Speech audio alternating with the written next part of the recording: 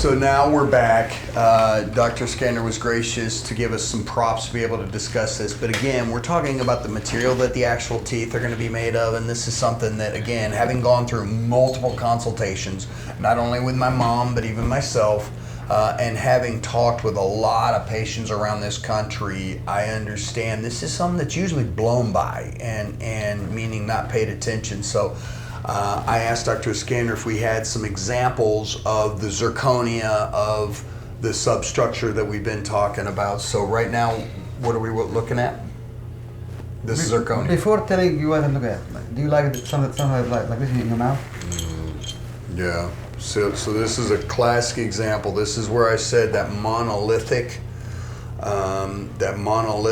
structure. This is all one piece, but it is very heavy. It's very durable. We actually did a stress test with this, but shoot, even when we dropped it from 40 feet, it broke when the Zircon Ultra didn't. It bounced, but It's very brittle.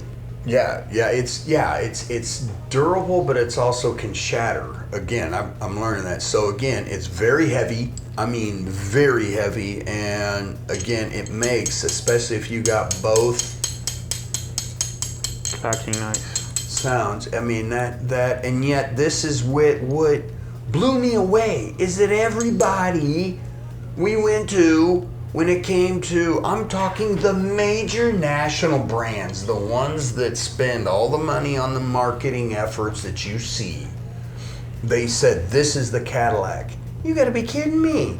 And so while I'm doing this research for my mom, number one, I'm going, no thank you. But number two, one of the journey part of, from our end on becoming an educated patient and helping educate others was the journey on understanding the different materials that are out there. So what else are we working with? This is our zirconia. This is your zirconia. Yeah, this is the zirconia that you get outside. This is the hybrid zirconia. Okay. This is the hybrid ceramic, which is the video that we did before about the. We did by the weaker material, not by the stronger material. So this is the original Zircon Ultra. Yes. Yes. And this is the upgrade of it. This is the upgrade of it. So now this one is a little heavier. Sounds 10%, like 10% heavier. 10% heavier than this. But do you see here? We're talking about a substructure, whereas in the zirconia I pointed out before, it's all one piece. This is two pieces. This yellowish This is the substructure part. This is by itself. This is the substructure. So we talk about Can how. you please try to break it? Say again. Try to break it. Try to break what? This piece. Try to break it. Okay. You can bring the hammer from the outside. Try. Do you have time, guys, today? Come on. I want to win the award for no one's ever been able to break it. I'm just that tough. Don't break your hand. No, I get it. Because it will break. So Here comes the stick. you almost hurt your. Wow. Okay, no, it's pretty strong. And again, what the whole selling point for zirconia is how strong it is, whereas this has that substructure. If we talk about the hybrid dentures in the past, of course we still cannot do this one. But for example, titanium bars are still heavy, right? Zirconia is still heavy. Right. So with this very light material, you will get the strength you need with the light and with the shock absorber built in the bar, which is very compatible to our bone. When you bite hard, you don't need something stiff like the zirconia to be hitting your bone. You have this airbags when you bite down. So it will not transfer all these forces to your jaw, but at the same time it will do the function to chew the food very well. Right. So again, interpreting that a little bit, when I've learned a term in this process I never thought I would know, and that's called the periodontal ligament. That's basically, if you were to look up, and I encourage you guys to Google it, maybe we'll even throw on a picture of it on the video, but the periodontal ligament is the ligament that's actually around your tooth, so that it takes the impact, because when we chew and we bite, there's impact, there's just physics. So the force has to go somewhere. There has to be a transfer of force. Well, what happens is when you go through what I'm getting ready to go through on the top, we talked about, well, we're going to be extracting all the teeth. Well, that also means you're extracting all the periodontal ligaments. So now you got bone. Well, implants are titanium, right? So, well, they make some zirconia ones too, but most implants are titanium, which is metal. So now you got metal on bone. If that implant is now in there, so now if you have something as heavy as the zirconia, like I talked about, that is really a dense rock, if you will, where are you going to have that transference of force go except for in your jaw, into your bones? So every time you bite, it's like no buffer.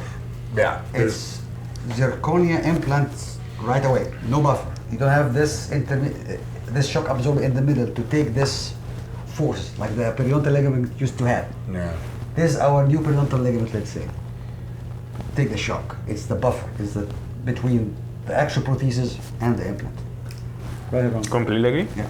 I mean, forces will not dissipate; they will transfer to the other. So the weakest link will be the connection between the bone and the implant, in case that you don't have these type of buffers. Yeah.